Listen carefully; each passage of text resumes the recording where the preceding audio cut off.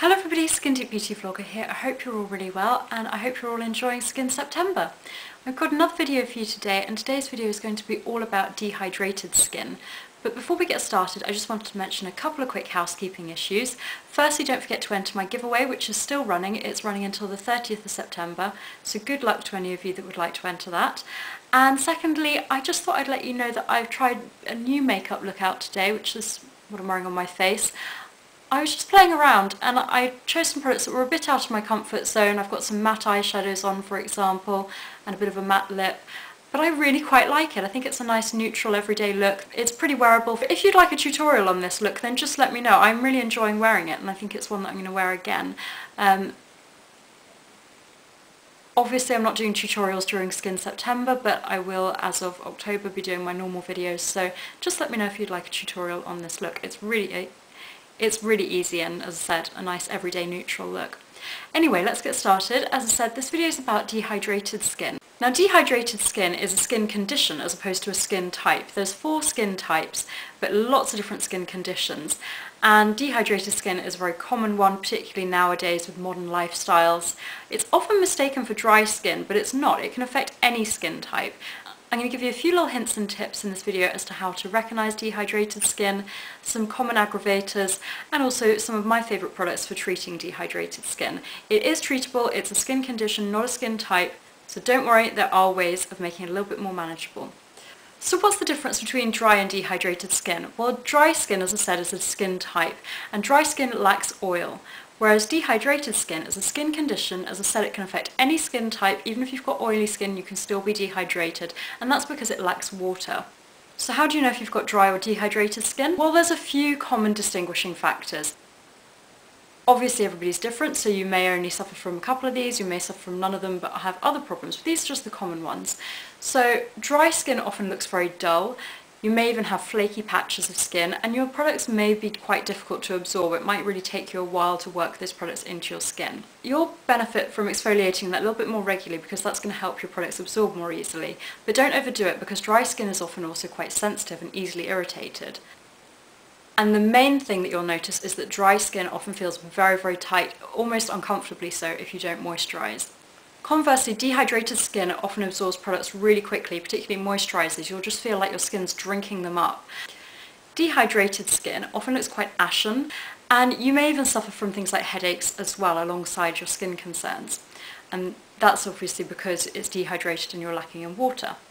Dry skin and dehydrated skin are treated differently. But I think firstly it's important to be aware of some different things that can really aggravate dehydrated skin. It can be caused by various lifestyle factors.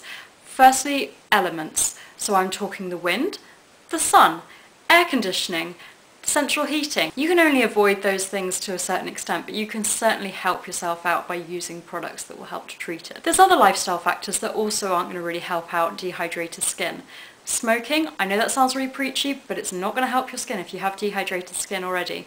Stress, increasingly a modern day problem, and it will show itself in the skin. Certain medications can cause dehydration, and also poor diet, and that includes things like having an insufficient water intake, having a high caffeine intake or a high alcohol intake, or just not having enough foods that are rich in water, such as fruit and vegetables. And certain skincare products can also exacerbate the problem. So for example, I would certainly avoid using any foaming products because they can make it a lot worse. They really strip the skin.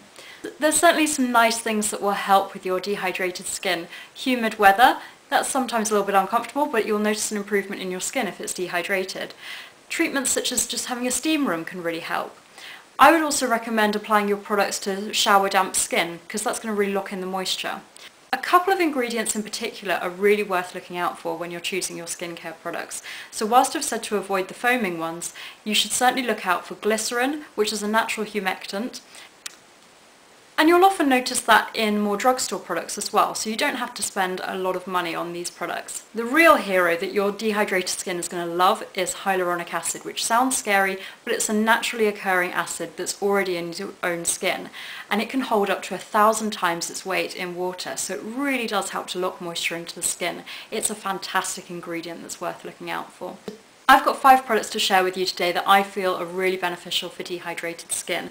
They're in no particular order. First up, I'm going to talk about Hydraluron from Laboratories. This is fantastic and it's not too expensive. It's £25, but a little bit goes a long way, and it's available in the drugstores here in the UK. I believe this is launching in the US and Canada soon as well. It comes in a little unassuming tube that makes it pretty functional to use, and it's almost like a gel serum. So it's just a clear gel that you can apply underneath your moisturiser. And this is just going to lock in the moisture to your skin and really help you to get the most out of that moisturiser as well. It's also fantastic to apply before a flight, because in-flight air is just a nightmare for dehydrated skin. Another serum that I really like and that I've mentioned numerous times is the Clarins Bi-Phase Hydro Quench Serum. I love the Clarins Hydro Quench range for my dehydrated skin. It's very effective. This does contain mineral oil, which isn't always going to do dehydrated skin the most favours, but I just find that the benefits outweigh the negatives with this, so I do recommend it, and I also really like their face mask as well. Talking of face masks, I've got a couple of recommendations for those of you that like more natural products. Firstly is the Organic Pharmacy Honey and Jasmine mask. Now this is pretty pricey, but I do really like it, and again, this is an in-flight essential for me. I find it very effective at really boosting skin's moisture. It's got evening primrose, rosehip, and as the name suggests, honey and jasmine as well. It's got quite a strong scent, so it may not be for everyone, but it's a really nice gel texture. It feels very soothing as soon as you apply it to the skin, and it's designed to help treat the signs of dehydration, which can include things like loss of elasticity. I really do like this mask. Now this is pricey, but I do recommend it. And with these masks that are designed for dehydration, I never really follow the instructions on how long it says to leave on your skin. I just tend to sit with them until I feel that my skin feels revitalized, and then I'll wipe them off or use a muslin cloth to remove them with. And another one that I really like, and I've actually only got the small size with me at the moment because I've lent my large one to a friend who's raving about it. I'm a bit worried she's not going to want to give it back.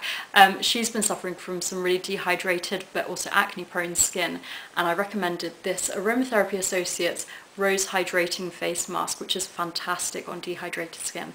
All of these masks are also great little morning after pick-me-up, so I would always use these sort of if I've had a bit of a heavy night the night before and really get some life back into my skin. It's also good if you've got sensitive skin because that rose ingredient is going to be very soothing on the skin. And last but not least, I really like the Rodial Dragon's Blood range, and a product that I've just started using is the Dragon's Blood Hyaluronic Moisturiser with SPF 15, which I really like. I also really like their facial spritzer. As a general rule, I'd be careful if you've got dehydrated skin about spritzing things onto your face, because it can just sort of evaporate and make the problem worse. I think with the Dragon's Blood range, it's really good for dehydrated skin because it's got that hyaluronic acid in it, and the facial spritzer in particular I really like because it just adds something that other facial spritzers don't to my skin, and I don't feel that it's sort of drawing moisture away. I actually feel like it's locking it in, which is of course down to the wonder ingredient of hyaluronic acid. Anyway, I hope that you found this video useful. Do let me know if you suffer from dehydrated skin. I really do believe that it's becoming more and more common. And also let me know if you found this useful, if maybe you were a bit confused and thought that you had dry skin, but now you've realised that maybe it's dehydrated. Don't worry, as I said, because if you do have dehydrated skin, it is very treatable. So I hope that this video helps, and I hope that you like those recommendations as well. Thank you so much for watching. If you're not already subscribed, then please do so, and I will see you all soon. Thanks again. Bye.